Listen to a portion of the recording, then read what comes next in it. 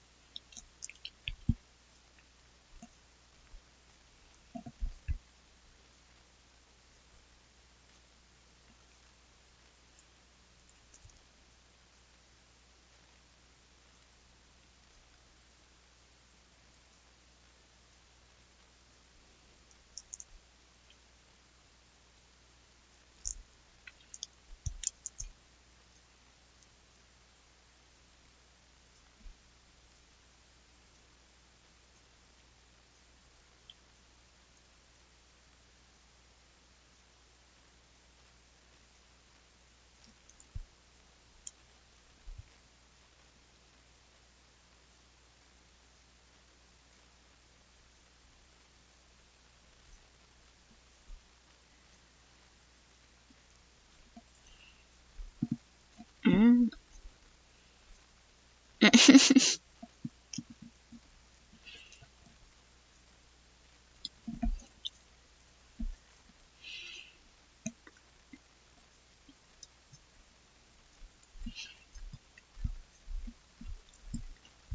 That's just how I go sometimes.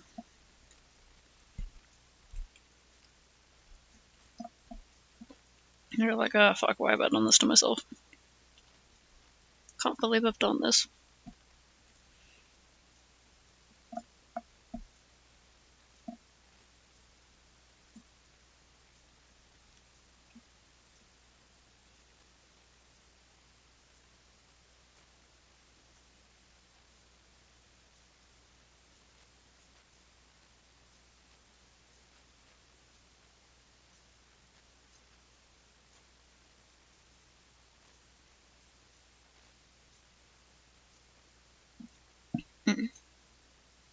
Mm-mm.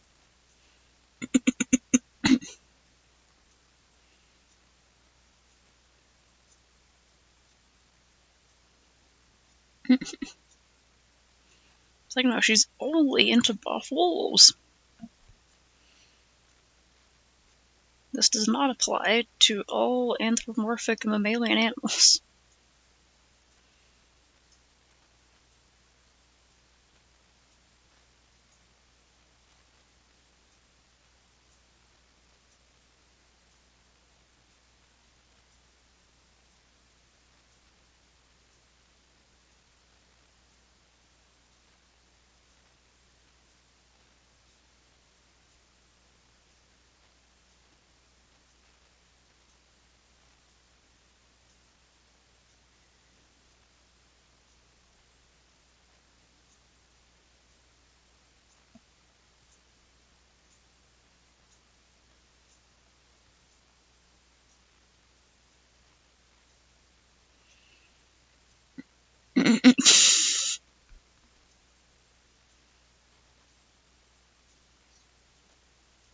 Oh,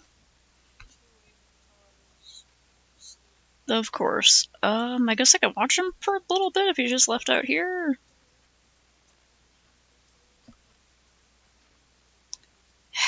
Hey, what are you doing, bud?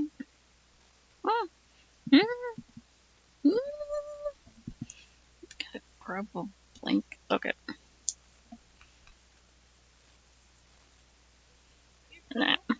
Captain. Heckin' bank it. Why are you so uncomfortable?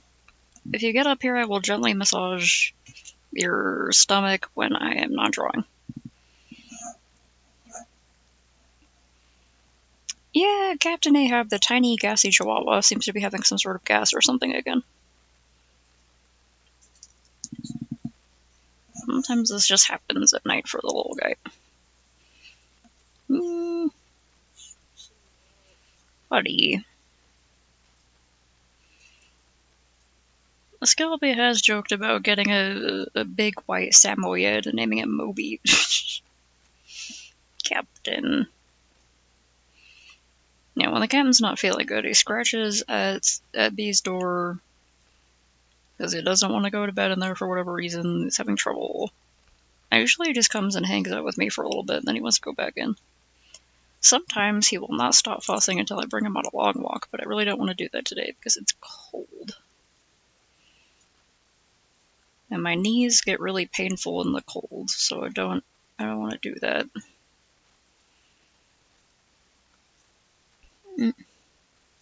Lobotomy buddy. Play Lobco or something.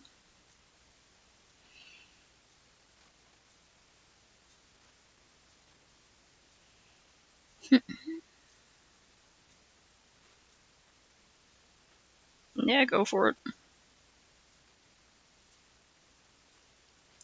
And if she is into Lobotomy Corporation, then yay. Ah, okay.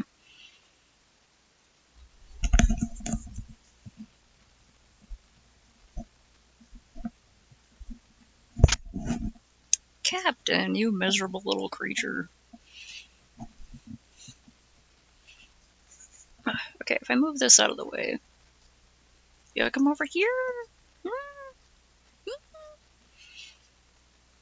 Come over here so I can massage your gross little belly. Come on. Okay, buddy, you can hang out there.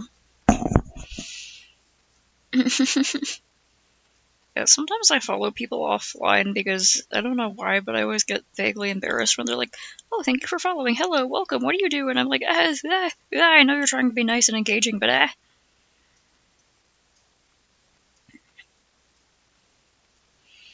The captain's a really chill little guy. He's racist against big dogs. He's like sizist. He likes little dogs. Is a brave, fierce guard dog who makes sure to bark very loudly whenever the postal people come by, because he's pretty sure they're trying to steal something. Sometimes he just barks if people are across the street.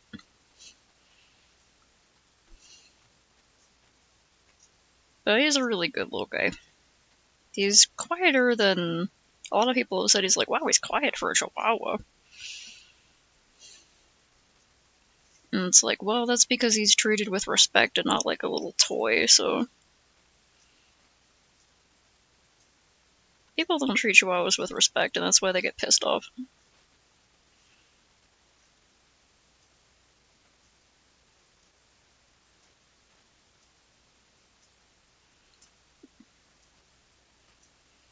Yeah, he's a fierce little guy. He's also terrified of everything, but he acts tough. Also, he is the cutest creature in the world, so he can get away with anything. And therefore, he's never ever done anything wrong in his entire life, even when he's causing a lot of trouble.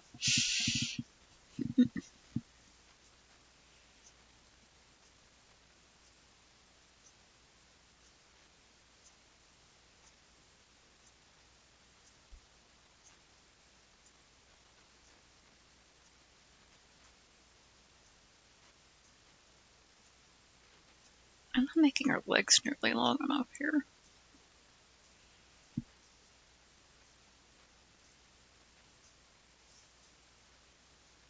Just kind of long.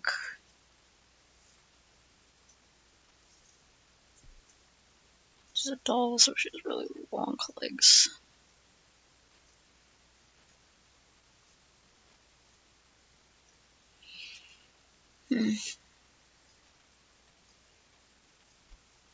Oh, cool. That's got a reason it's so widely acclaimed. Sometimes things that are popular are good.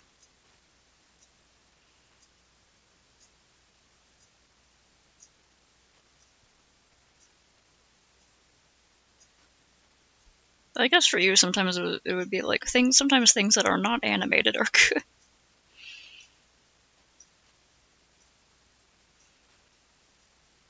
Surprising, but there are examples.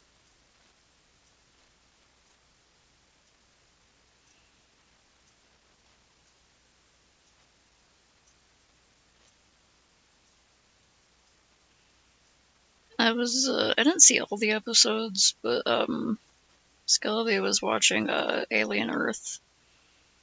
Not the documentary series about, well, not like Alien Ocean. It's based on, the Alien series like Xenomorphs and stuff. It was actually pretty cool.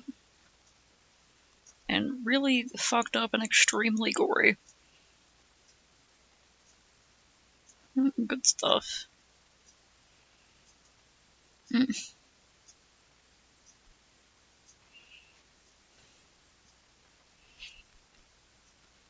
This exact same character, but just make her really short, giant ears.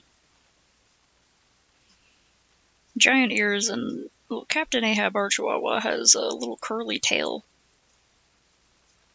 It's adorable.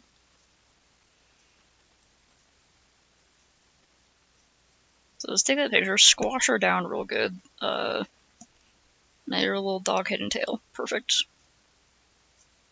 And little tiny pointy feet.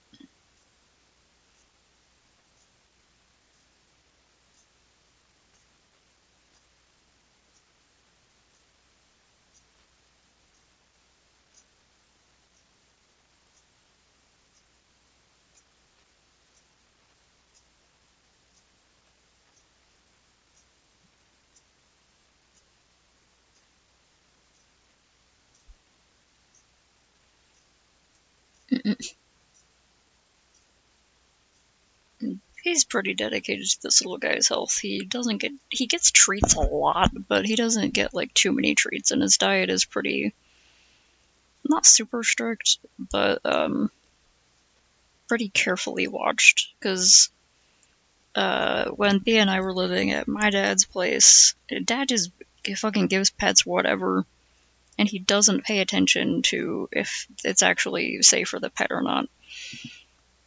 So Ahab started getting pretty chunky, and he also started getting what's it called?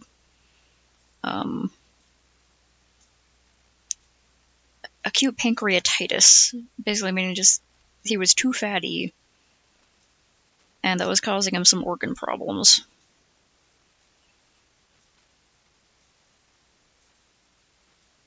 is a tiny little guy and his body cannot process a lot of grease and salt and stuff. But my dad doesn't fucking listen to anyone, so...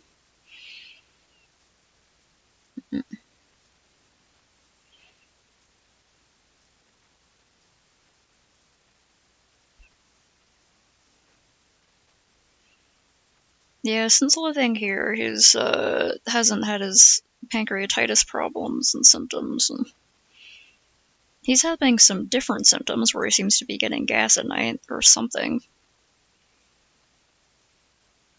And he gets all uncomfortable and wants to sleep in any other room but his own room. And I have to watch him for a little bit. Which I don't mind, but it does make me worry. Like, what is wrong with you, tiny man?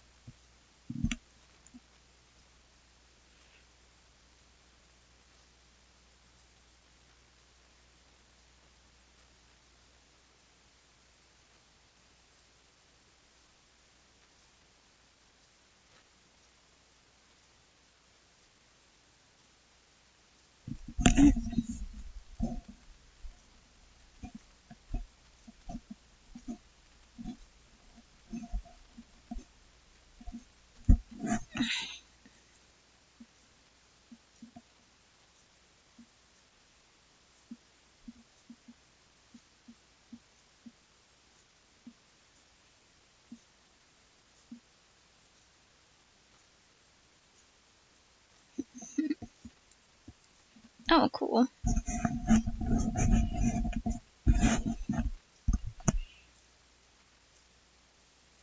Yeah, a friend of mine is really into the original Ring novels, because apparently there's, like, multiple of them. And it gets absolutely insane from what I've heard her tell me. At some point, I gotta read all of the translated Ring novels.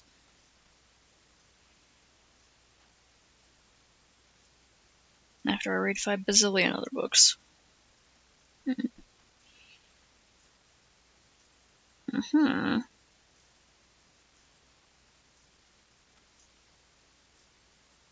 Cool.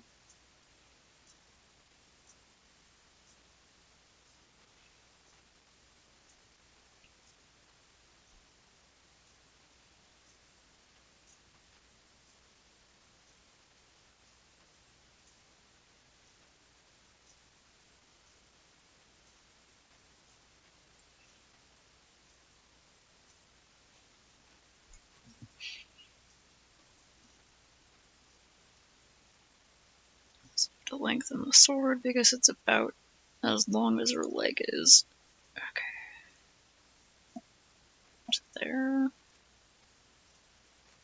Oh yeah, with the... No, it'll still go there.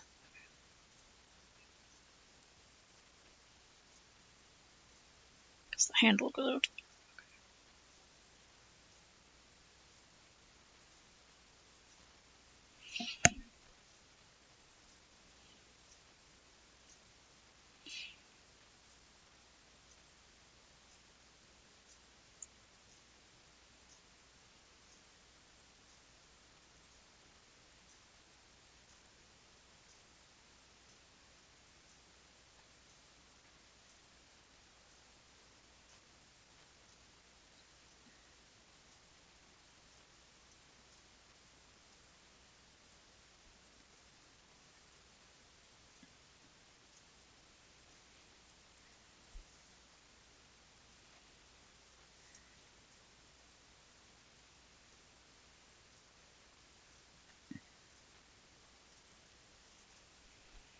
Mm.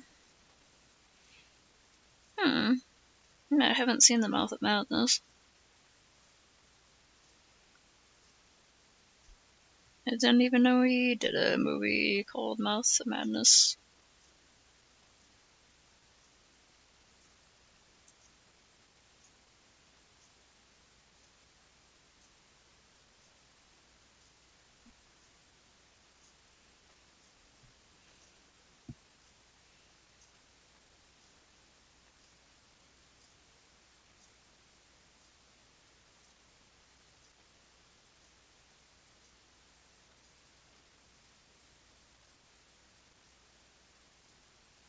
Okay, now her arms are too... Well, this arm's fine. This arm's too short. Just kinda... Okay, that's better.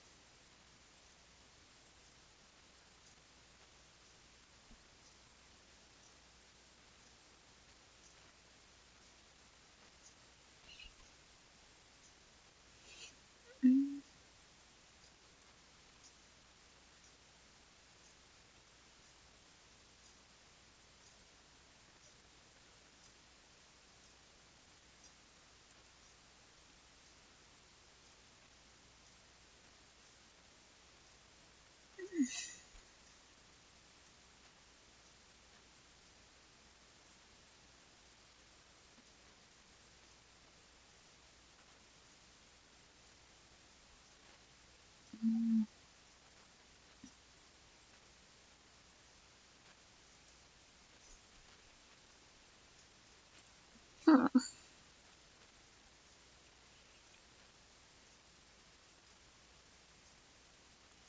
Some darkness. Kind of a generic sounding title, so I can't remember if I've ever heard about it.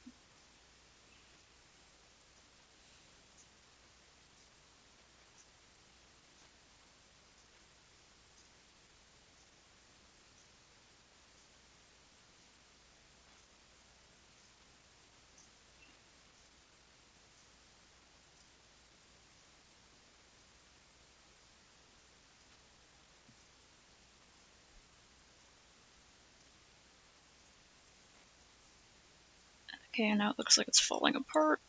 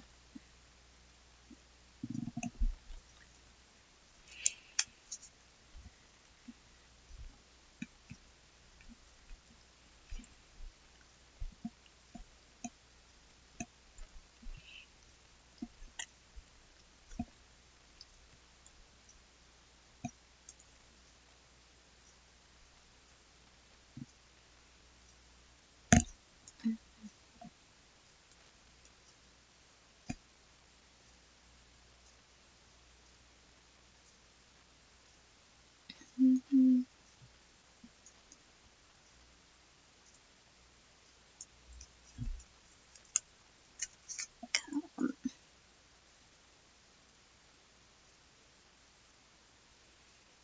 Damn it.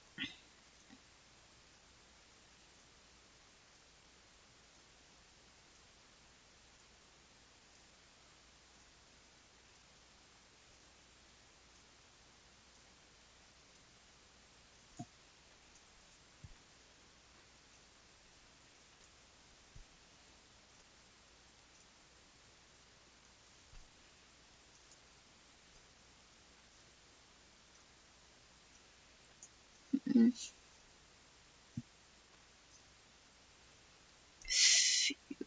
Fields. Oh, that, uh, animated short film about the lady who, like, explodes a gas station.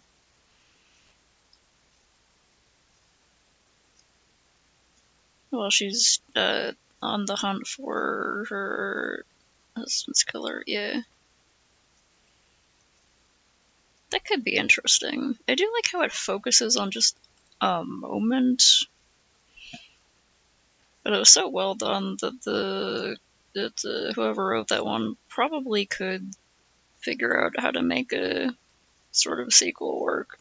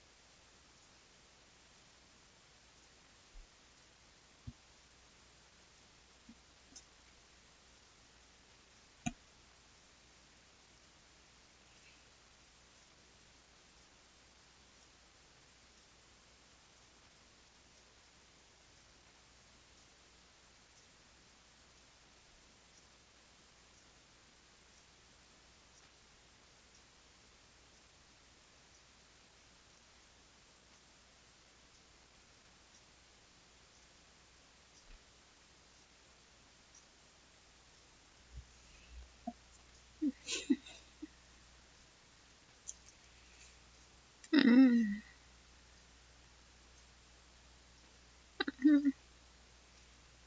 Could be, I don't know.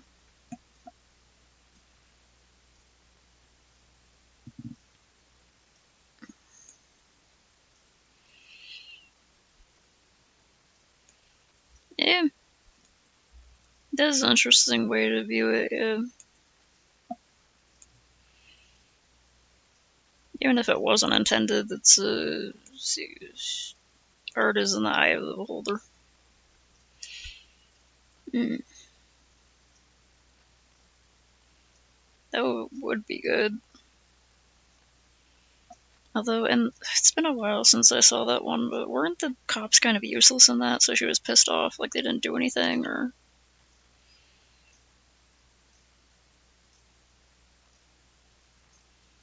yeah, flipping the perspective is really interesting.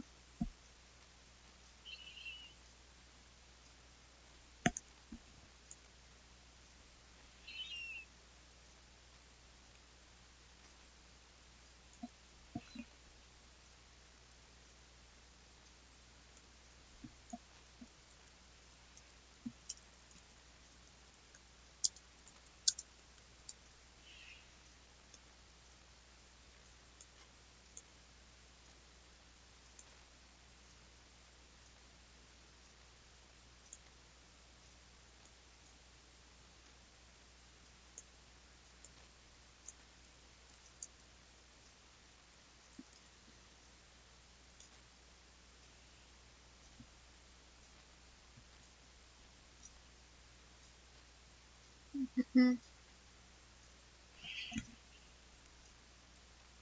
Possibly, yeah.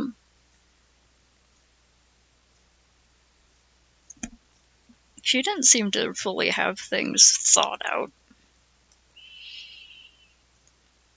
Like how well it's shown that she's like not clearly thinking clearly. Okay, sort of send this sketch in for like review and see how I like that. And then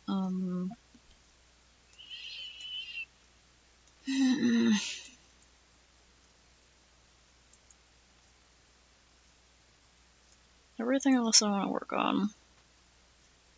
I'd have to work on at my desk, but I don't want to do that. Let's look for unfinished things.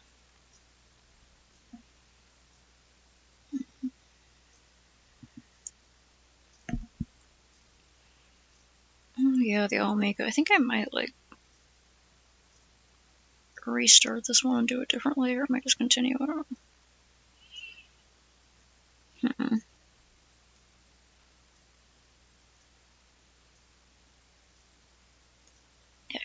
gonna draw her more stylized and cartoony, I think.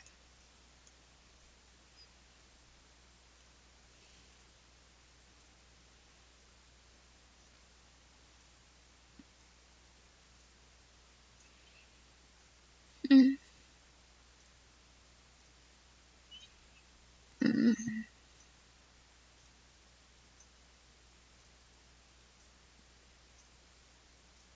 Yeah, she could have left it in the car.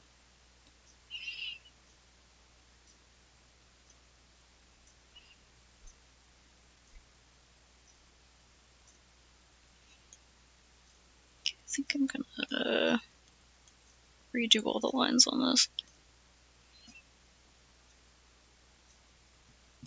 I didn't like how I was drawing it before.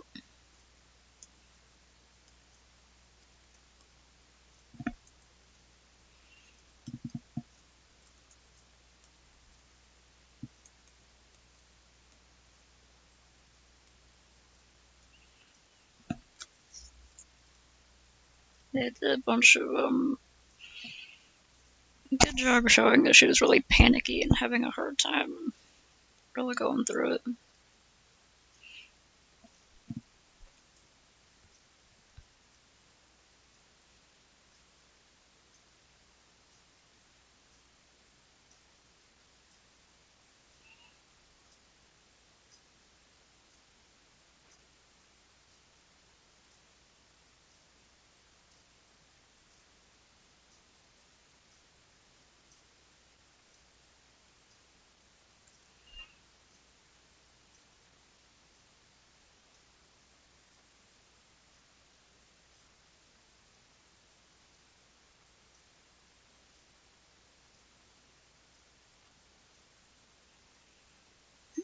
Mm.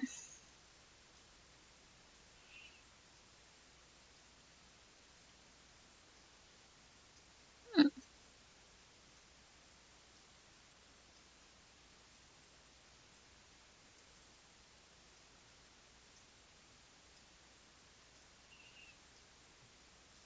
Yeah, she's definitely freaking out real hard.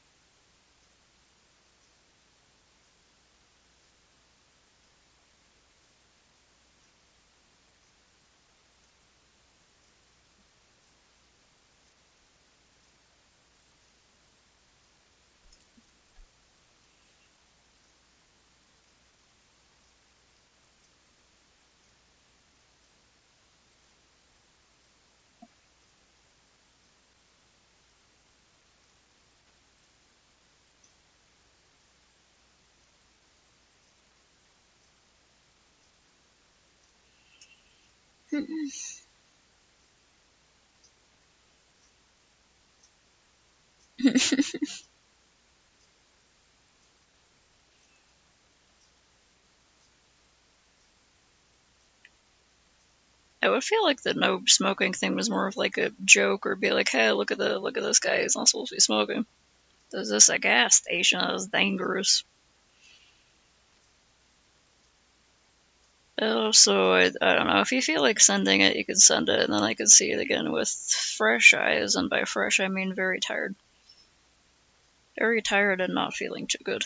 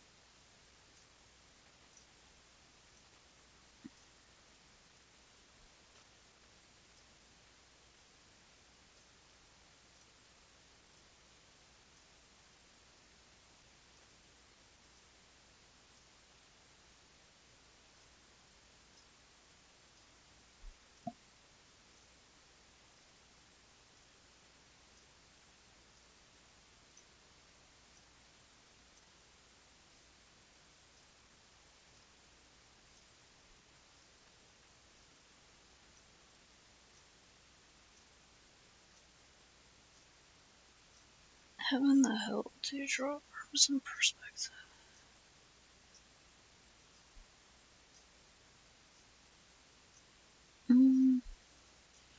Just having a hard time sketching today. What if I do something else?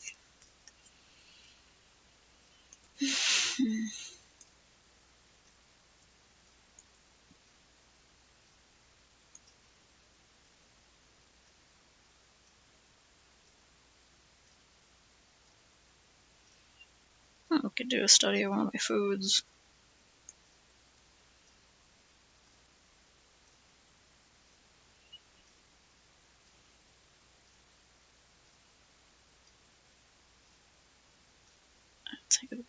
Take all pictures of the creatures. Oh, Marley.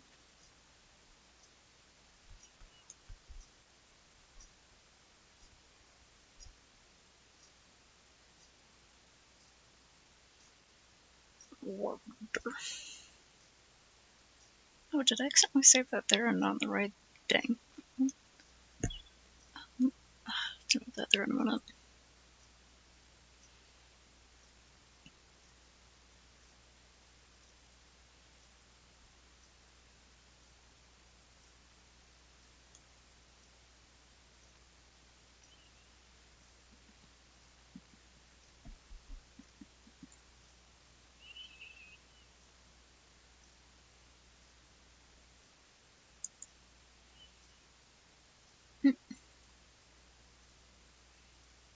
Mm,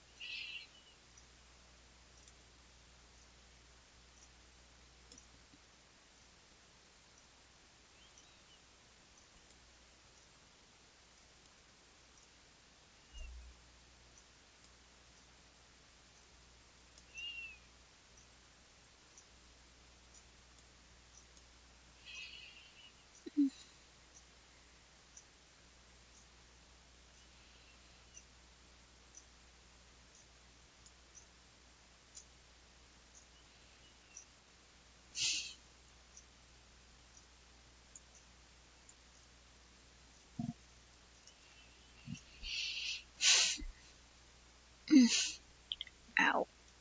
Okay.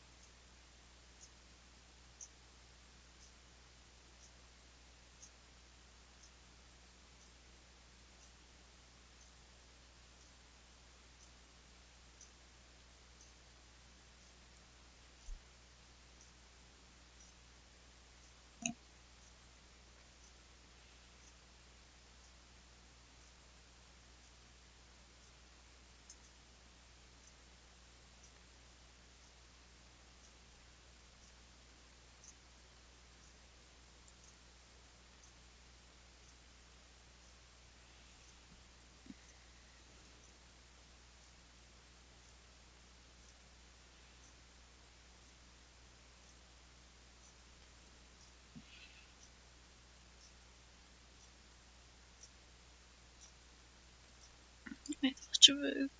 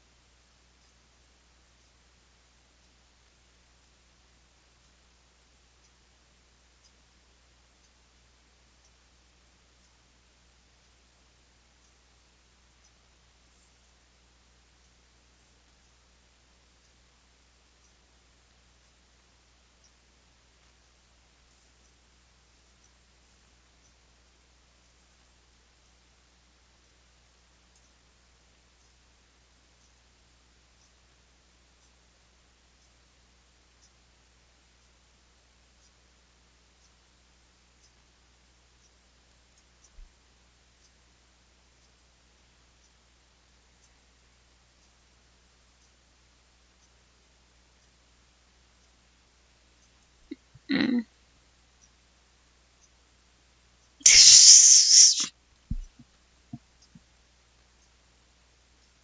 I'm traumatized by the horror video about the ape kid.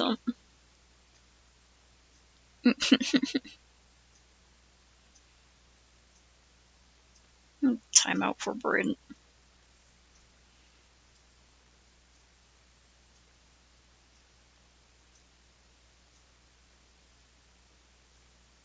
Dang it.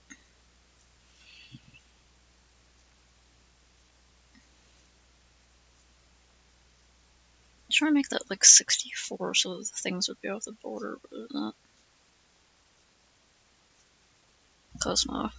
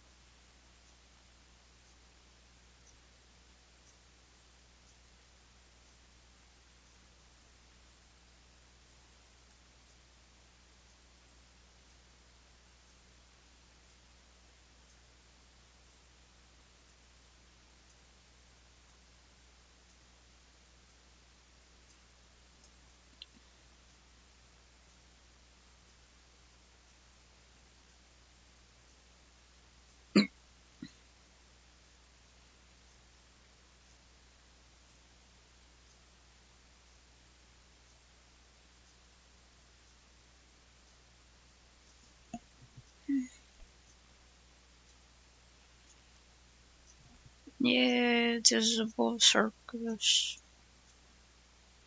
Mm-mm.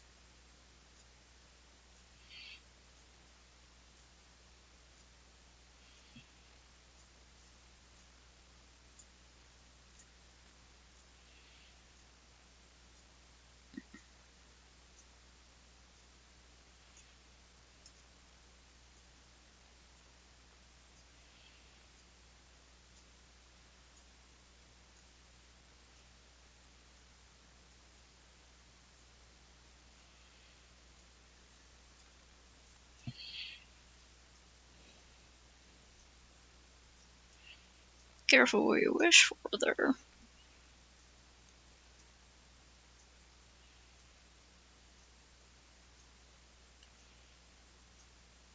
Because it sure seems like someone might.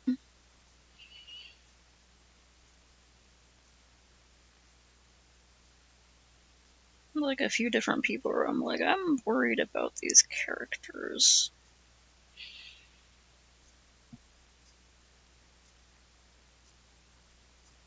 Hmm. That would be really sad if it was Zool.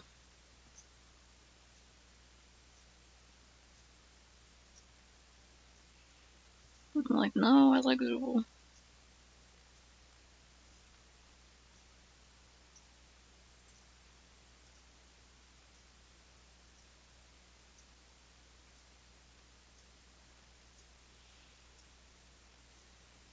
Hmm.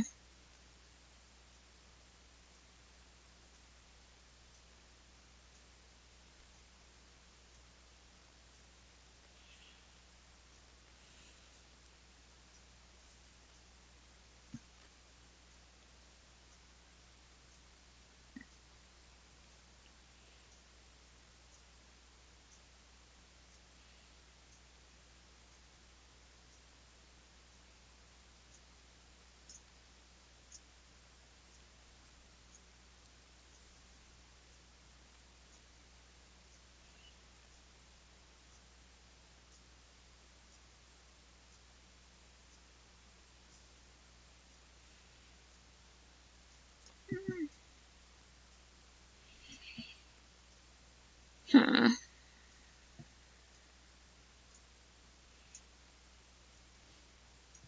Oh, that was inside his room? I didn't realize.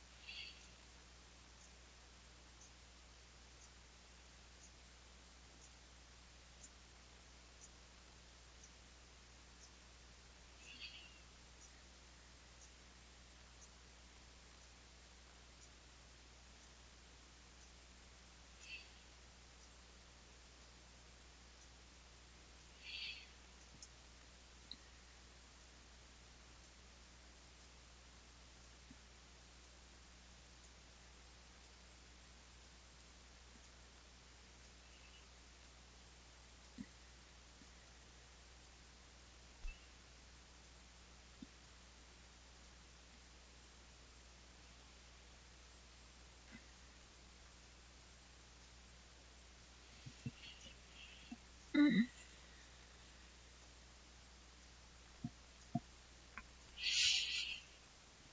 Man, I've also been worried about Pomni for a while. Of course, I don't know if anyone is actually going to abstract. They could, because it seems like some of the characters are having a really, really hard time.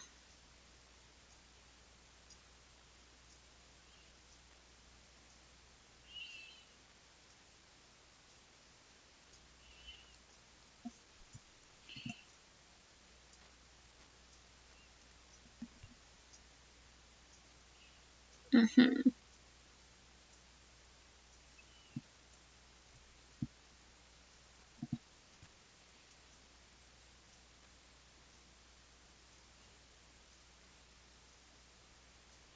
Even if he can't influence minds, maybe he could just influence, like, their parameters as, like, characters in his game.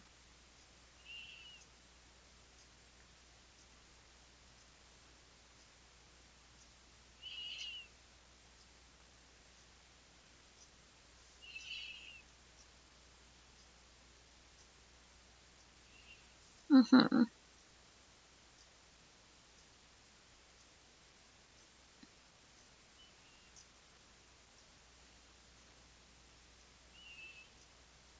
I wonder if anyone will ever be able to, like, get inside of the chamber where all the abstracted characters are. Like, is there a way to get in there? Can anyone accidentally get in there?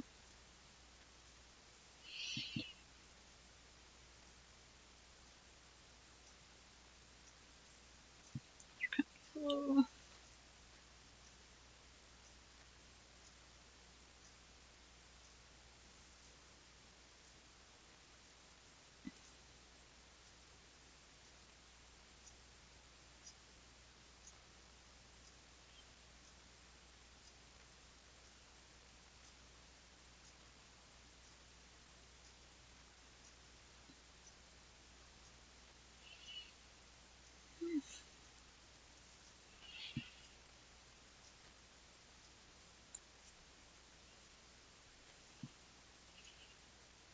I'm just like, is there a way for anyone to get in there? They probably don't want to go in there because it's full of abstracted characters and that could be dangerous.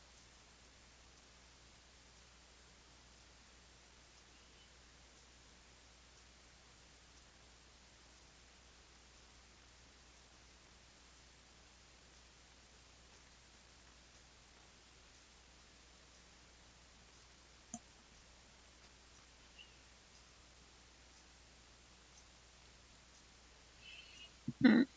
Yeah, as long as Blight doesn't get in.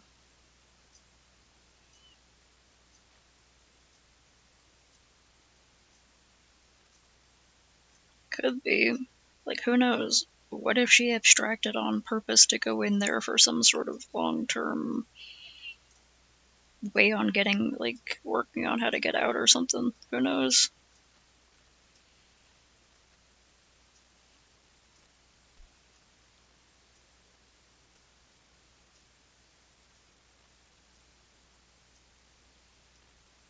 Could entirely just be because they get so freaked out that their personality file or whatever is going on gets corrupted. Who knows?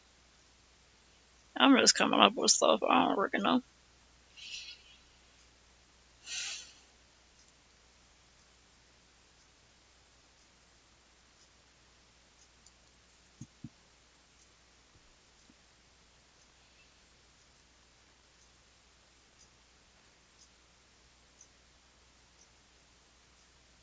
Possibly. Kinger also seems to know things about the system, like when he made the butterfly and stuff like that.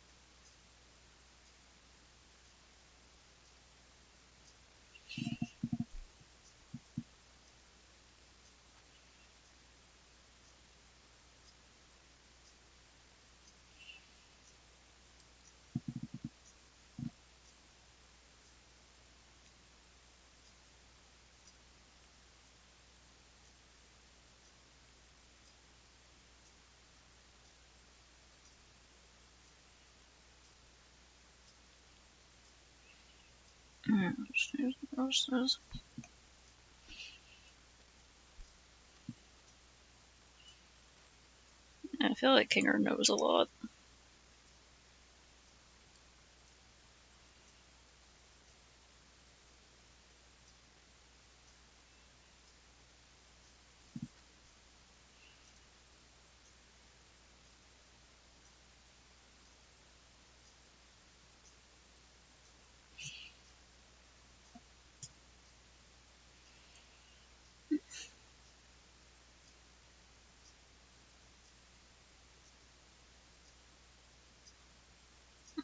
I don't know if Kinger is actually really forgetful, or if he's like kind of forgetful, but he uses that as a cover to hide things.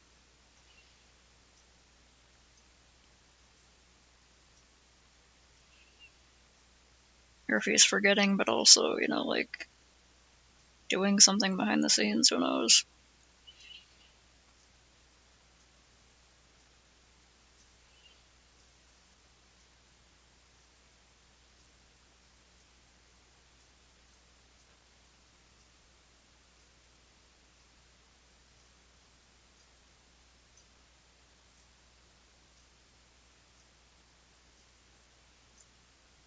Be.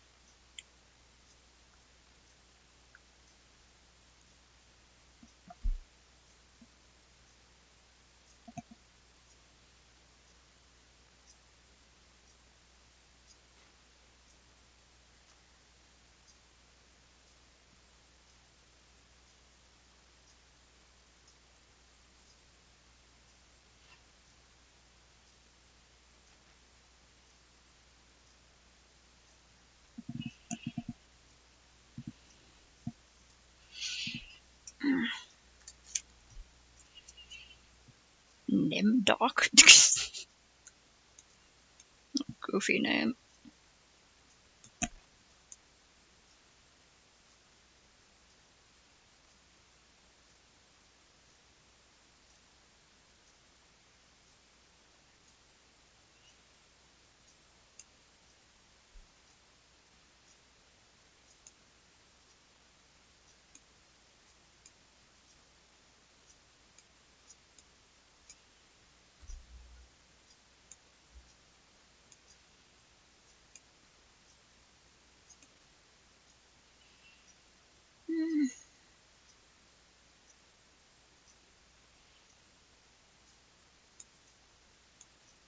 Mm.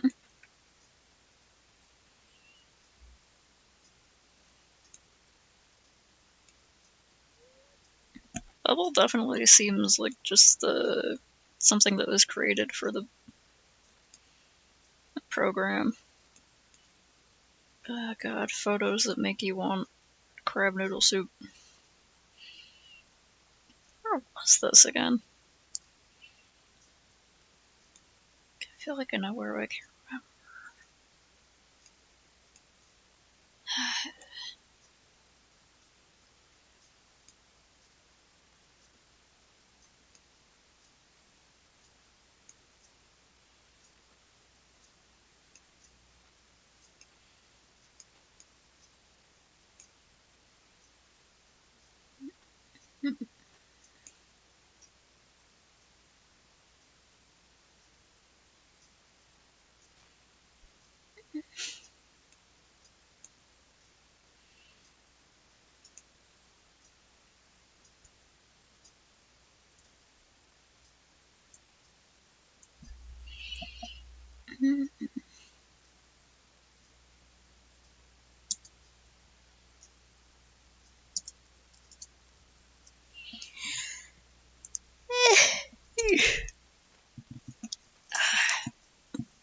How you doing, Captain? Can I have my leg back? Is that allowed?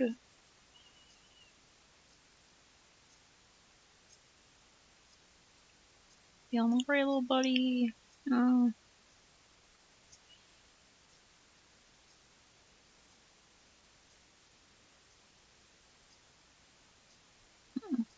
It's a little bit bloated. You uncomfortable, little guy? I'm trying to massage his little belly. Sure.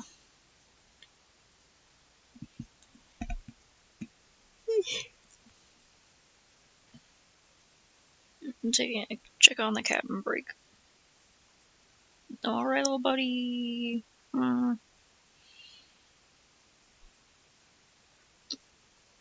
Captain Ahab, did you know you can be all gross and sick and still the cutest creature in the entire world? It's true. You are so multi-talented.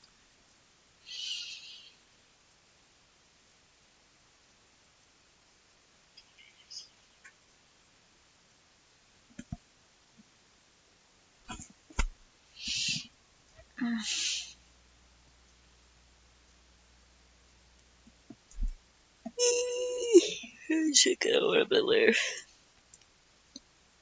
Do you watch Too Many Spirits? This is recently uploaded. Yeah, this is only uploaded 5 days ago.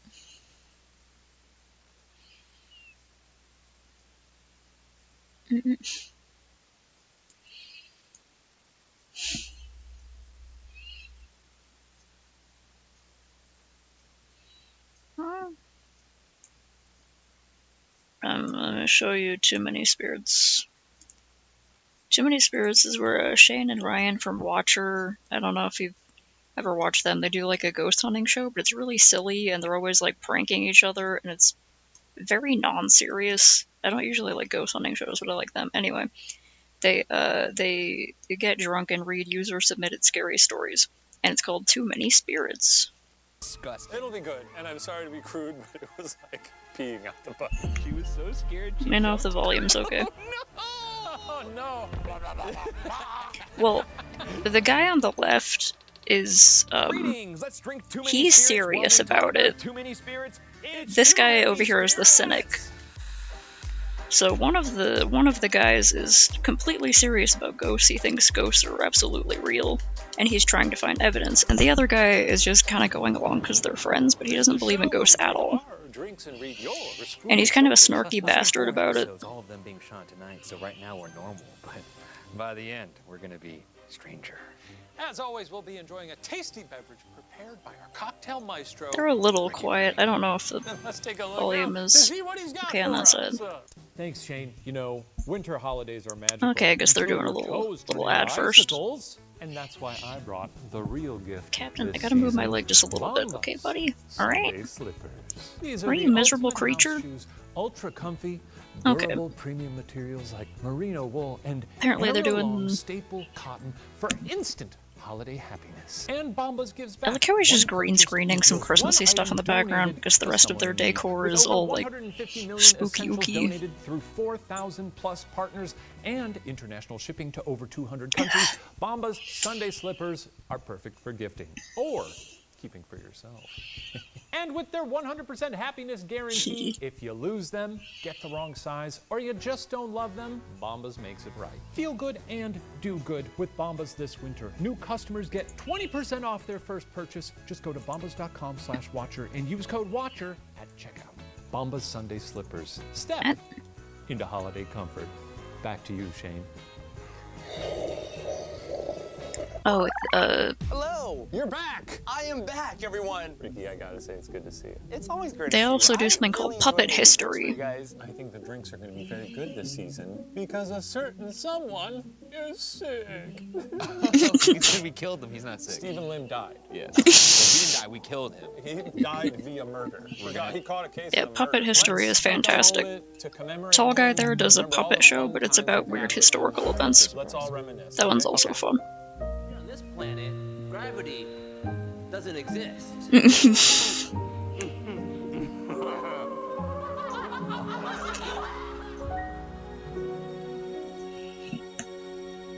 Oh my god, I love those ridiculous that's glasses. Thank God All that's right, over. well, I'm looking forward to these drinks this season. I got some great ones in store for us, but also in honor of Steven, I'm gonna It's a edition. You're still gonna make one good one and one bad one, and then it looks kind of good to me. Is it That kind is so.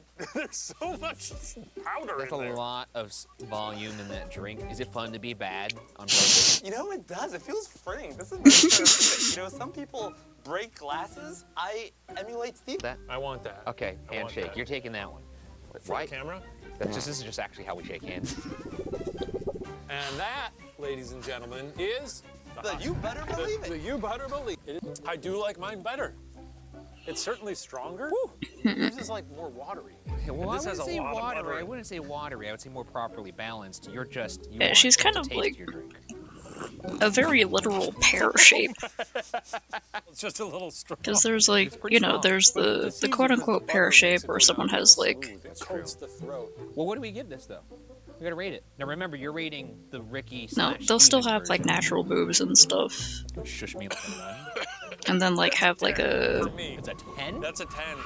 I love hot buttered rum. have like a Yours is bigger too watery. belly You and need it kind more of goes butter. out into I the think hips there and could be a middle stuff. ground between this one and that one.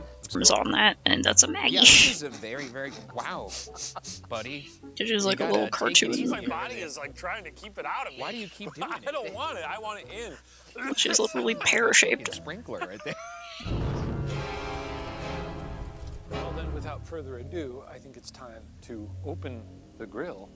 The chill grill. Oh. The grill of chill. I don't know. Yeah, grill of chill. I like that. I like that. Hey, hey, I like that. Thank you. Here we go.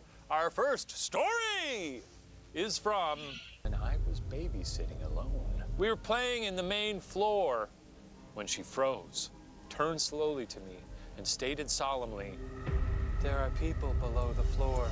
How old is this baby? Does it say? What do you mean? When I say baby, I was picturing like diaper goo goo gaga baby. Yeah, not like kid who could. I've stated it on several sort of ghost hunts and such. Anytime they're like, "Oh, my child saw a ghost," they don't know what they're talking about. There's precocious children kids out are there. silly There and- could be precocious children. Their brains aren't formed. She said, "There are people below the floor." I said, "Oh, Mom and Dad? They're not in the basement. It's just you and me here at home." She answered with, "No, the ones below the basement." She That's the end of the story?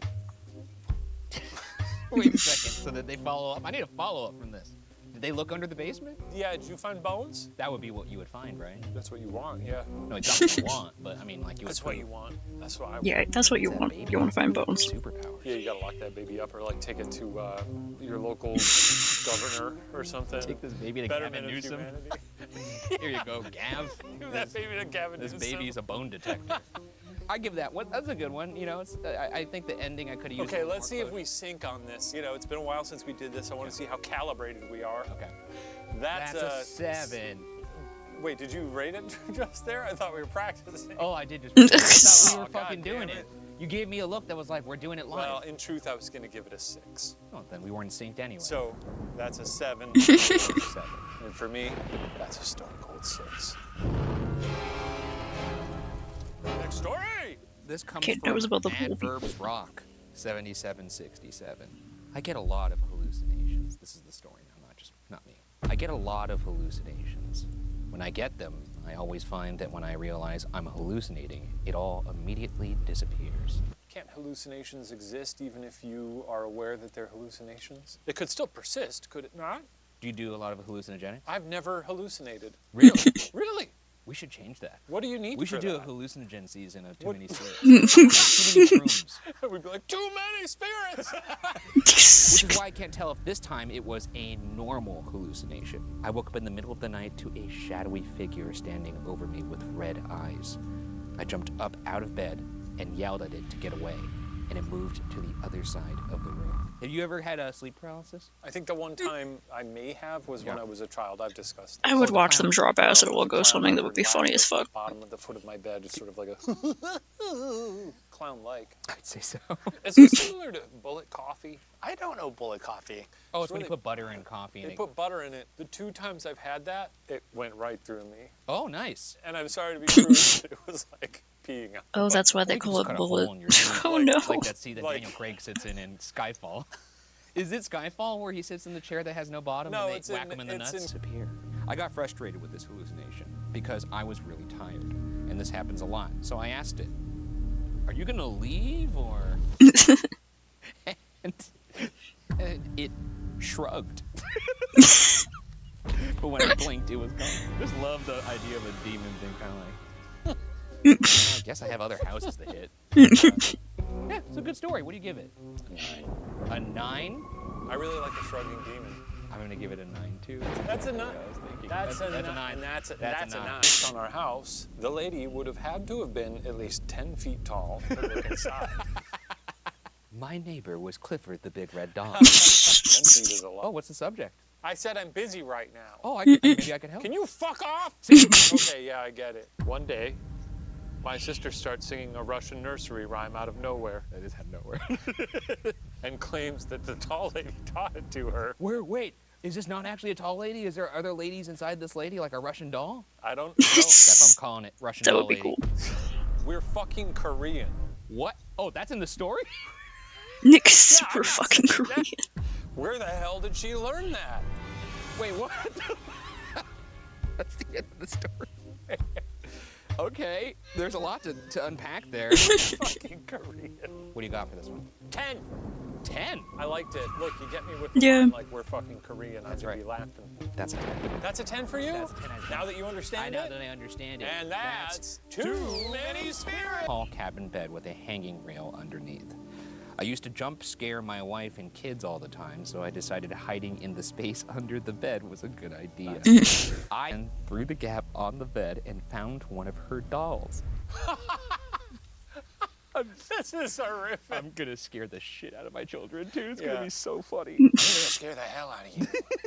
I stood the doll up and started walking it down the bed. She was so scared she jumped. Oh no! Oh no. She was so scared she jumped off the top of the bed screaming Oh, and landed face first on the floor. Oh my god. No. I came running in to find her curled up and crying on the floor and me pissing. On her bed, I called out her name, thinking she decided to come back early and scare me, but she didn't respond. My next thought was an intruder, then sleep paralysis. Since I obviously wasn't paralyzed, I thought my time had come to be murdered. And that is where we leave off. Well, obviously they didn't get murdered because who sent the story? Unless Ghost, of course. They're That would be a ghosts. good ending. Ghost is like, I love the show. I want to get on that. I think it's a classic coat rack situation. Yeah, like where it looks like a person. That's right. So I think on the bed is a backpack with a basketball on top of it, maybe a couple olives on it that look like eyeballs or something. Okay, it's a silhouette. Yeah, a silhouette of some other unrelated thing that looks like a person. I think it's their roommate fucking with them. You think so? I think so. I think it's going to be a big doll. And when they go to look at it, the roommate's going to pop out. That'd be good. Ricky, do you have any thoughts? Any guesses? I think it's a hallucination. You think it's a hallucination? That's not real. Hey. Daniel, what do you think? He always has the same thing. All right, let's find out. What do you at home think? Wait, rip it off, though. Like, show the camera while you rip it off, because it's going to be very satisfying. Okay, what do you think? It was the same. It's not Horse of Destiny. I'm ready to let loose, man. I'm a little drunk right now. Well, thanks for watching. We'll see you next time on Too Many Spirits. Bye-bye. Yeah, the way Would they you do open these this box is if your dad said, hey, don't open that box that we thought 6 foot deep under our Do house? we know I'd open that box? You would open the box. I want to know what's in that box. And then he'd put you in the box. No, he wouldn't. God, what a horrible way to find out your dad's a killer. like the way they do these is they film multiple episodes in one night while they drink more and more drinks, and so as the episodes get on, they get loopier. Oh wait, I gotta look up one more thing with these guys. Hold on. Additional meatballs with it. Damn it, man. Fuck. This person knows how to spin a yarn. One night when I was sleeping, I woke up to the feeling someone was staring at me. Turns out that there what the fuck? Turns out that there was a tall, dark figure hovering on the foot of my bed. What does this have to do with meatballs? I don't know. That's why I was laughing. I was like, why did you tell us you could swallow meatballs whole? He was hovering on the foot of my bed. The fellow softly whispered, Hydration. "You'll die." My drink went up my nose. My tiny little brain was pretty sure that it was. Wait, he just said you'll die?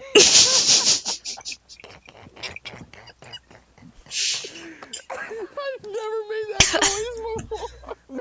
What was that laugh? My tiny little brain was pretty sure that it was warning me to just chew my meatballs. Like a normal person. Wait, so I wouldn't choke to death. I thought they were being facetious. They were swallowing a whole meatball. My tiny little brain was pretty sure that it was warning me to just chew my meatballs like a normal person, so I wouldn't choke to death. Oh my god, dude. Holy shit. That's an incredible story. Oh my fucking god. Oh, I'm gonna keep that one. That's too good. Yeah, put that in your I pocket. gotta keep that shit. That's too good. Oh. We don't even need Why to do we fucking need to see the rate sign. it? That's a 10, It's the dude. best That's story a I've ever 100,000. 1,000 meatballs out of 10. 2,000 meatballs, about 500,000 meatballs. That's too many meatballs. I don't think I've ever laughed that hard on any shoot I've ever been involved in. I know. That was so fucking funny. Cheers to that. That There's was nothing left in my. Oh my goodness gracious. Even if they weren't completely blitzed by that point, it's still a very funny story. When I was a wee child, I have the ability to swallow meatballs.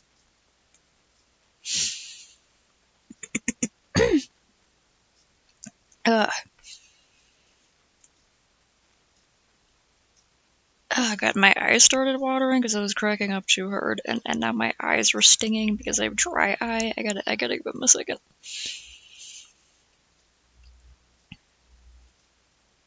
I think Meatwad probably, it could have been funny, but I feel like it would have been trying too hard. And it was just something that someone sent to them.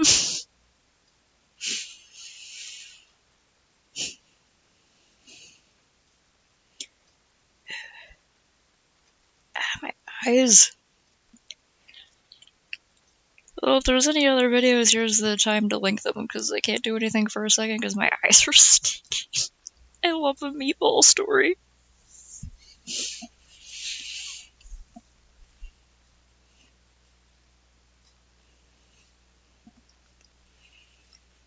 It's like my favorite weirdly written story next to Who Was Phone or The Day of All the Blood.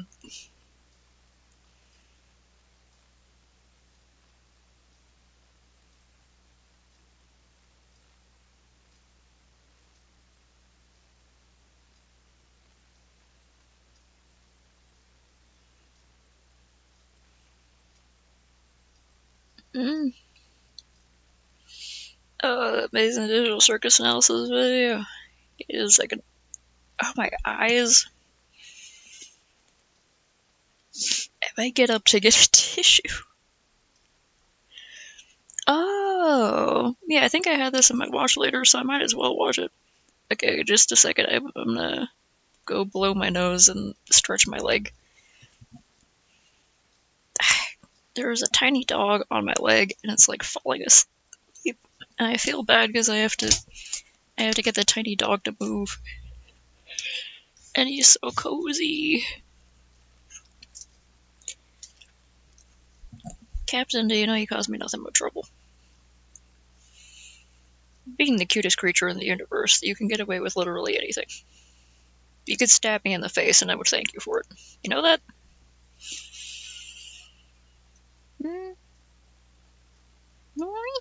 Okay, I put the burp up right? Yeah, okay, burp.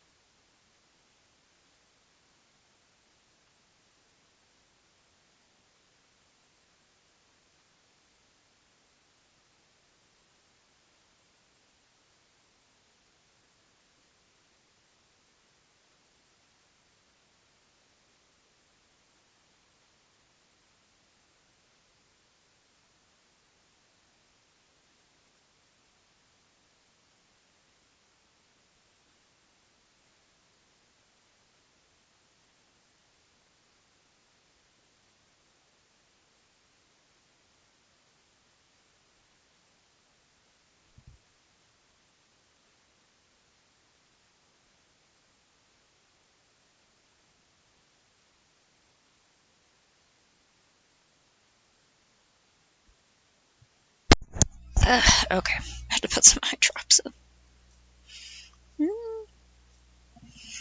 Gently bothering the captain.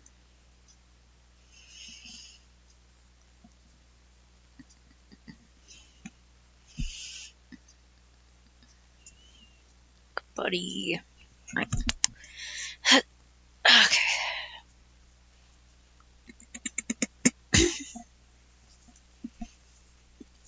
Second, gotta pick my laptop back up. Ag, arg, ig. Okay.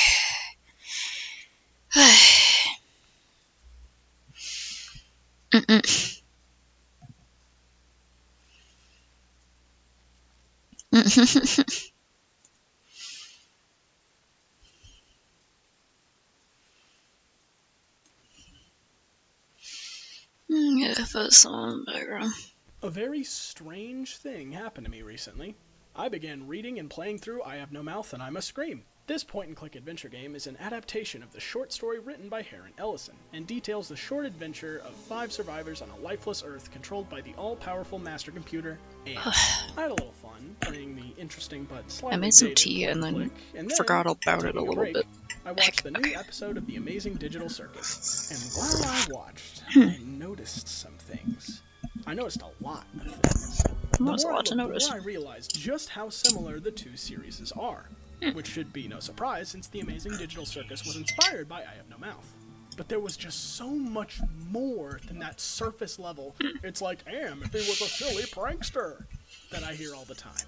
Each character from I Have No Mouth directly corresponds to another character in the Digital Circus in ways that simply cannot be a coincidence, except for one, but I'll get into that later.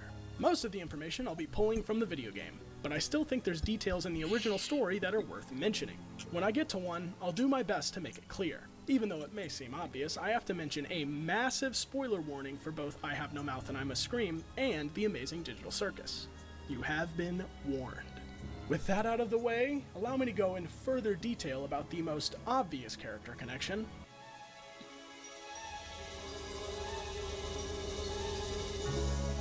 Am is the literal embodiment of hate.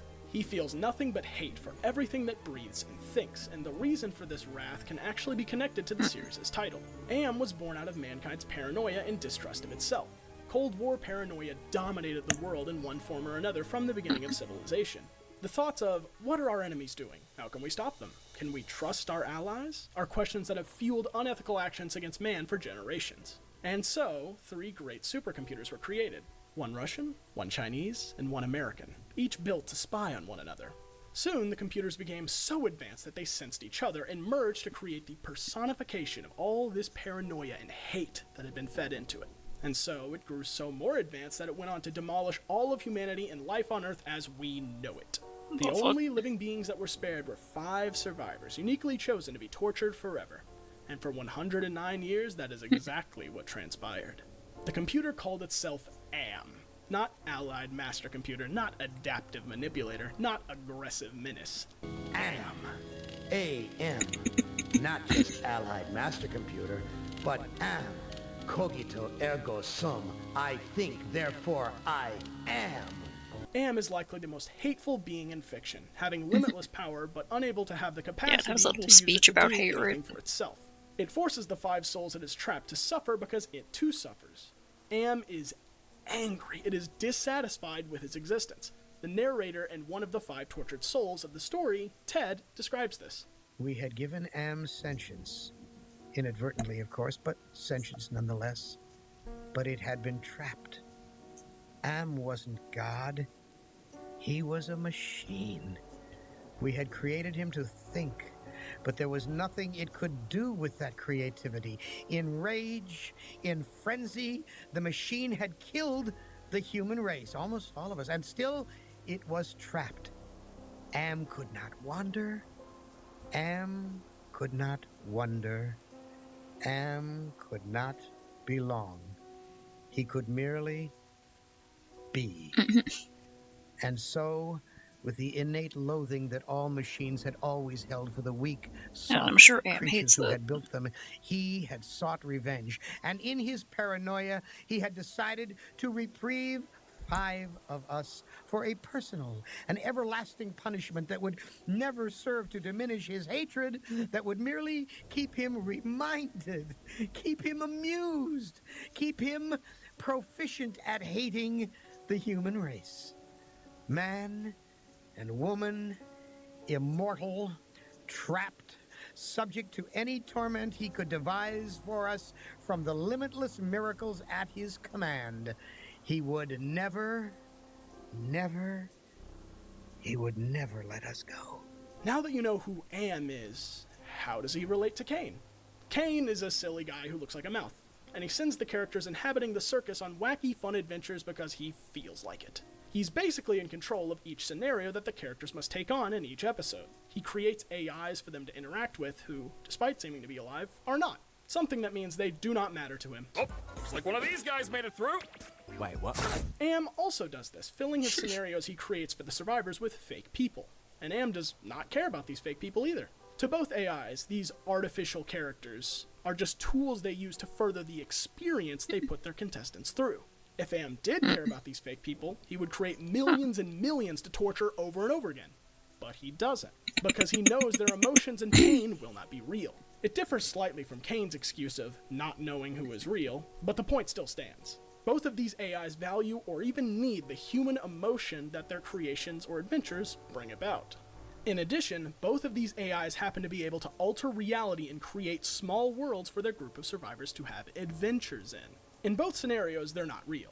In The Amazing Digital Circus, they're clearly digital and confined by digital laws like jank physics and the fact that the characters don't really get hurt or need to eat. While in I Have No Mouth, everything from the buildings to the plant life is constructed by Am, seemingly on a whim.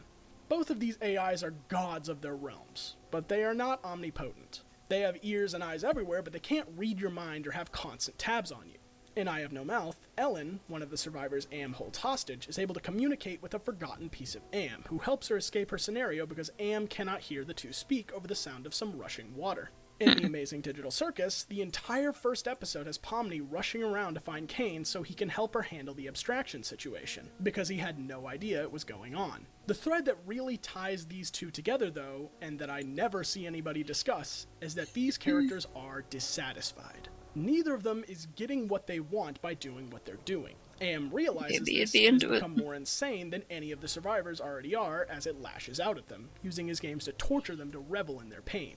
But like I said earlier, he is angry that he has been created. His games are an act of revenge, and throughout all of the torture he inflicts, he will never be satisfied with the situation he is in. Cain desperately wants his adventures to be met with excitement and joy. He cannot seem to understand that the members of the circus oftentimes do not like the adventures they're put through. And 99% of the time, when met with any form of criticism or the fact that the characters don't like the adventures, he either lashes out for a split second, glitches and forgets it, or directly silences whoever told him the truth he doesn't want to hear.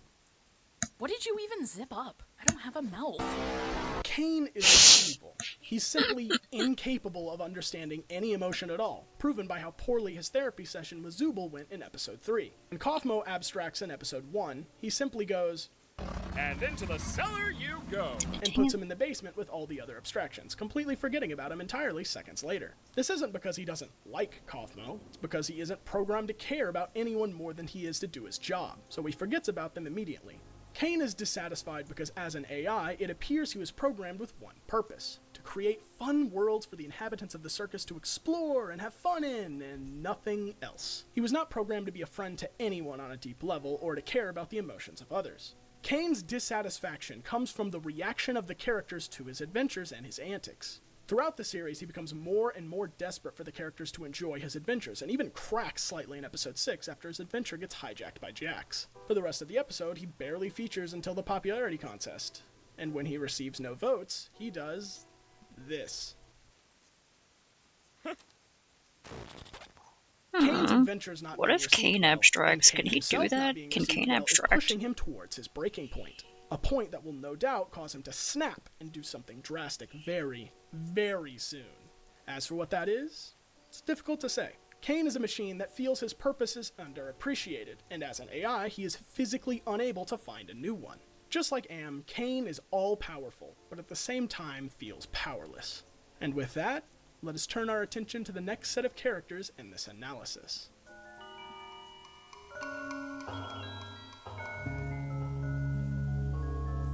Gorrister is a character that can be viewed as a person who has lost all hope. He's one of the 5 survivors Am has kept alive, and through his torture he has been turned from somebody with hopes and dreams of a better tomorrow into someone who is suicidal, hopeless, and hates himself. In the events of the game, his scenario that he has been put through forces him to face what he did to his wife before Am came to power. Gorrister had beat his wife in an altercation that later resulted in his wife being sent to an asylum. This event hangs over Gorrister, and the guilt makes him feel powerless, suicidal, and hopeless. If you manage to complete Gorrister's scenario the right way, you can help him move on, atone for his past, and let go of his self-hatred. At first glance, this feels a bit difficult to connect to Gangle, the sad one of the Digital Circus' ensemble, but if you look closely, you'll begin to see some of the similarities. In a lot of interactions with the other cast, Gangle feels powerless. Jax even calls her submissive and agreeable in episode 2. Gangle is someone whose hopes and dreams have been shattered, and each time her comedy mask is shattered, she remains stuck in a sort of sad state. The thing is, to me, these masks, this represents a form of masking.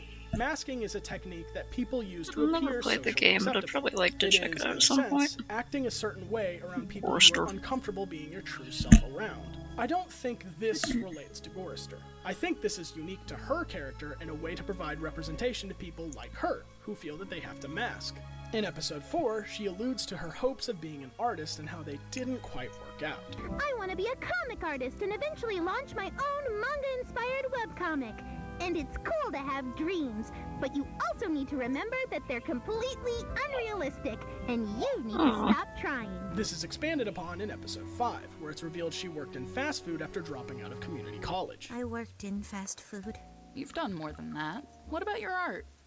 I was in community college for graphic design, but I dropped out. I didn't really pursue art much after that. Art is something that's very, very difficult to make a living off of. It doesn't matter how good you are at it, you have to constrain your creative vision so it can be compatible with capitalism. You have to appeal to as many people as possible to be successful, and sometimes something passionate meant for a small group of people just can't survive out there. Gangle was likely unable to make it work full-time, which is something lots of artists out there can relate to.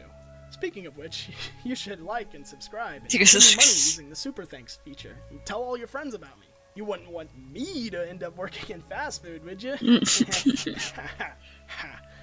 Anyway, Gangle takes Gorrister's loss of hope and reinvents it with new tools and traits to create a much, much more interesting character. One of their best moments in episode 6 was seeing her mask break to show she was smiling underneath, not masking, genuinely having a great time with her friend Zubul. Also like Gorrister, at the end of episode 4, Yeah, that was nice when she was almost actually kinda kills smiling. herself. Whether it was intentional or not is debatable, but I feel like connecting this moment to the fact Gorrister longs for death more than any other character is worth saying. Gangle is a thoughtful take on a hopeless character, one that appears to have been given space to grow and overcome her struggles, and by the end of the series, maybe she'll be a far cry from the hopeless, sad character she was based on. It's definitely something I'd love to see.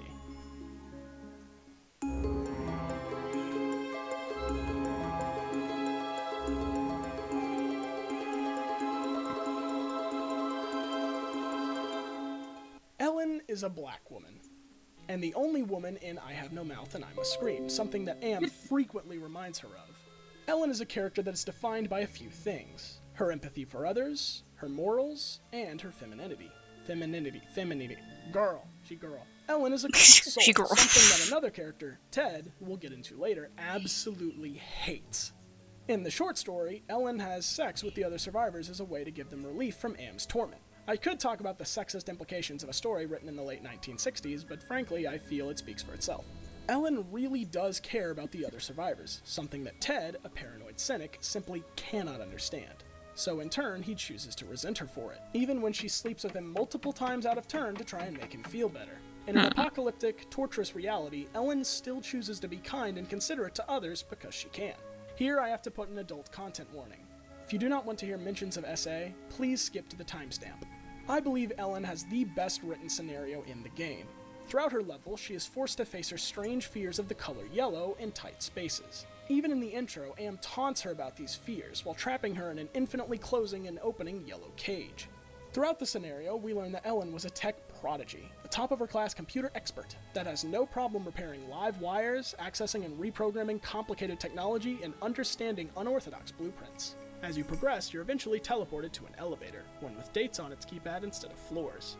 As she presses the dates, more and more information is revealed about her past, explaining she was a genius engineer, had a loving husband, had a miscarriage, lost her husband in a pool of her own depression, got back on her feet, and one night at her new job, you left your office after working late at the Ingsai corporate headquarters building. The elevator stopped at the 7th floor for a maintenance man. To your horror, he inserted his key into the control panel and locked the elevator. She was raped in an elevator by a man in a yellow jumpsuit. The event left her bloody, violated, and so scared she couldn't testify at a court hearing for the rapist, with a crowd of other women. After realizing what her scenario is trying to put her through, she fights back, beating back her attacker and escaping, refusing to be taken advantage of. This paints Ellen as a victim, a kind and empathetic person who knows what it feels like to be a victim of abuse and wouldn't wish that pain on anyone else.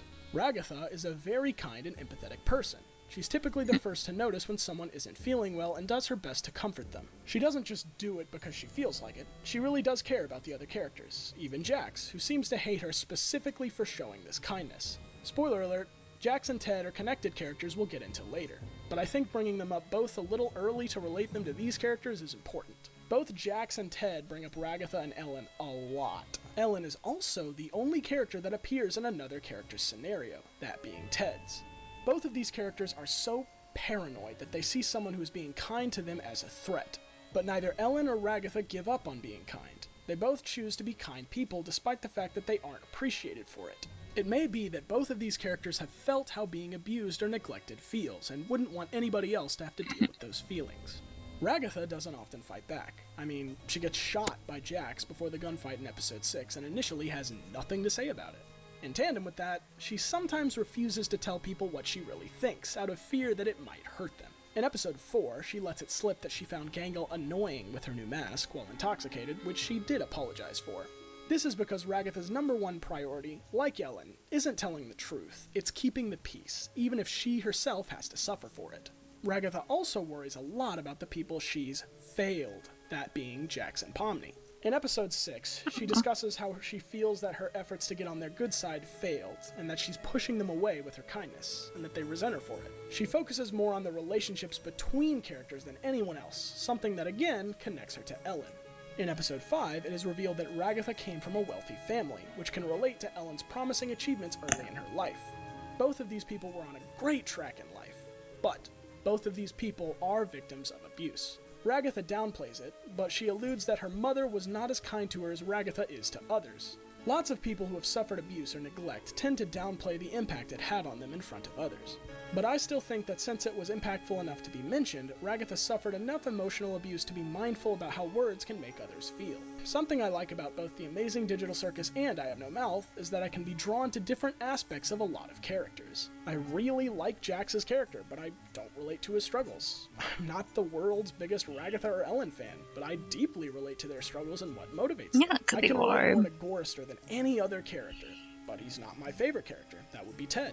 I think it shows that both of these stories are so well written that I don't just focus on one character and one character only. Props to Gooseworks and Harlan Ellison for giving these worlds their all. Ragatha and Ellen are both peacekeepers. They believe with all the struggles their groups are presented with, how they interact does not have to be a struggle. If they can all get along, things can be easier and more enjoyable for everyone.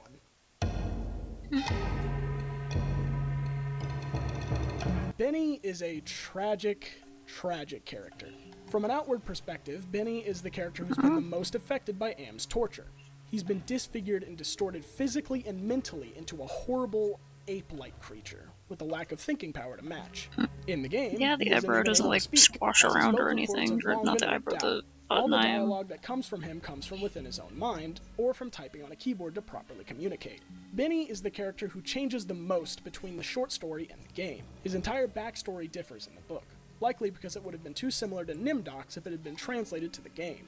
In the short story, according to Ted, he had once been a handsome, brilliant, and homosexual scientist, and Am tortured him by stripping him of each of these assets, including his sexuality, committing the horrible crime of making him straight, stupid, and ugly. The story goes as far to describe that Am had given him a massive dick, which was thankfully not translated into the game. In the game, Benny was an army commander before Am changed him, who was guilty of the sin of shooting one of his own men because he thought they would slow them down, in addition to 3 witnesses. In Benny's scenario, he has to learn to think of people other than himself, and to be more than the animal he appears to be. Benny's presence in the story is less about his individual lesson to learn, and more about his punishment for existing under Am's rule. Benny represents the ultimate power Am has over the survivors. His form and existence says, "There is nothing about you that I cannot change for my own amusement. Your thoughts, your face, your body, your values, your intelligence, your sexuality, your senses. All of them are mine, to alter as I see fit." And so, Benny is tortured by the body he has been forced to inhabit. Zooble is, in my opinion, a much more light and optimistic take on Benny. Zooble is an irritable but well-meaning character whose most distinctive trait is their physical appearance and their dissatisfaction over it. In episode 3, Zooble sits down to have a sort of therapy session with Kane after not going on adventures for the first 3 episodes. In this session, we learn 2 things. 1, Kane is not capable of caring or understanding anybody's emotions but his own. Zooble, look at this cool bee I drew! And secondly, Zooble is cool bee, though. intensely dissatisfied by their jumbled up physical appearance, which explains why Zooble hadn't been present in many adventures until that point. Or maybe it's because her giant model wouldn't have fit in here or there or any other small cramped space. Hashtag noticing. Zooble tries changing their appearance with new parts every episode, but nothing seems to fit right. They're also upset at the fact they're unable to have sex, which is a normal thing to be upset about. Humans, mostly, enjoy having sex. Being stripped of that ability would definitely lead to the Thanks for the mostly, upset man. about. This bodily dissatisfaction can be interpreted as a representation of gender dysphoria.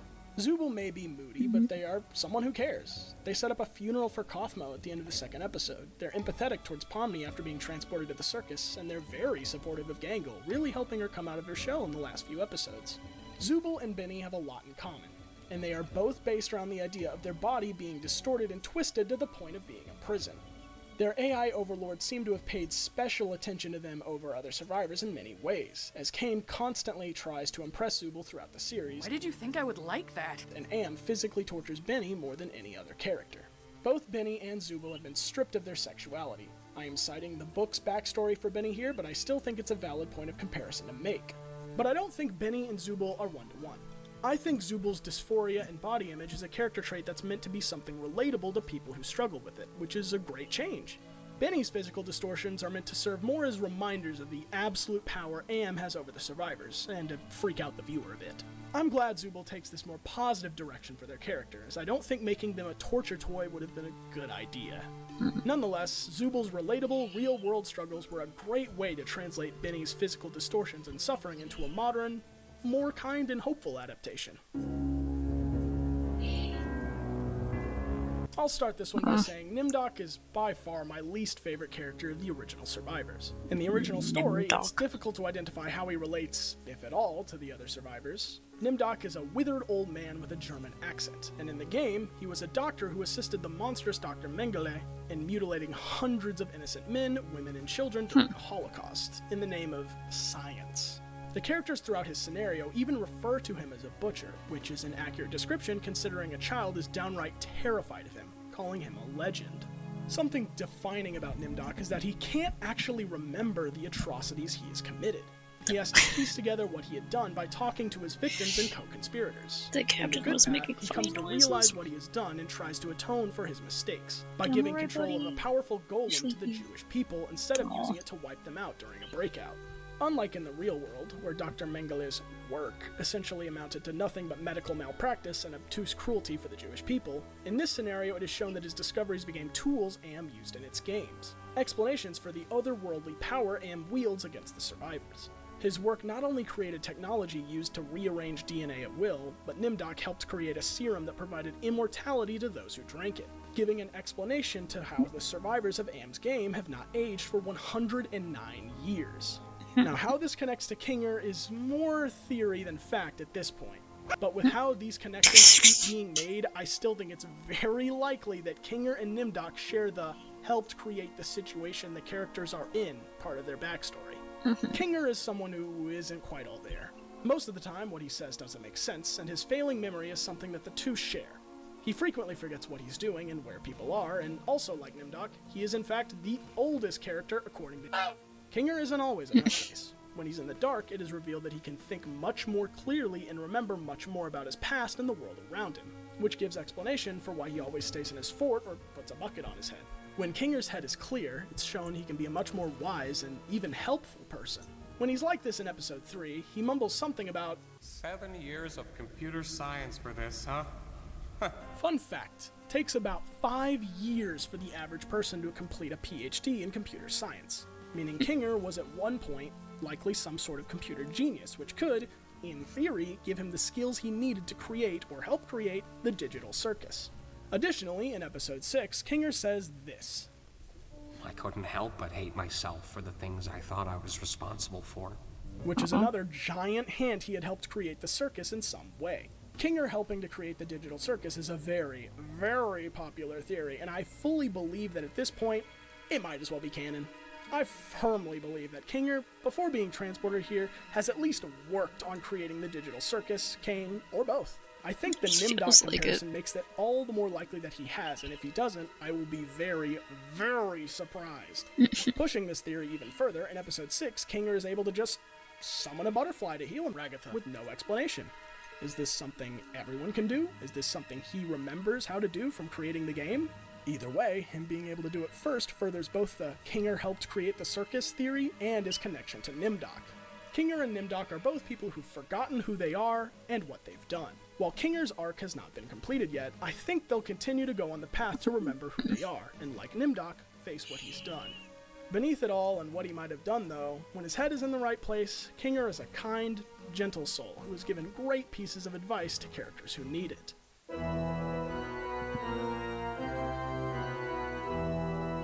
I believe that both Jax and Ted are the most complicated and interesting characters of their respective stories. Among the survivors of Am's torment, Ted has, by far, the most depth. Ted is defined by his intense, deranged paranoia. What appears to be a suave ladies' man is someone who cannot trust anything around him, not even his own thoughts. In the original story, Ted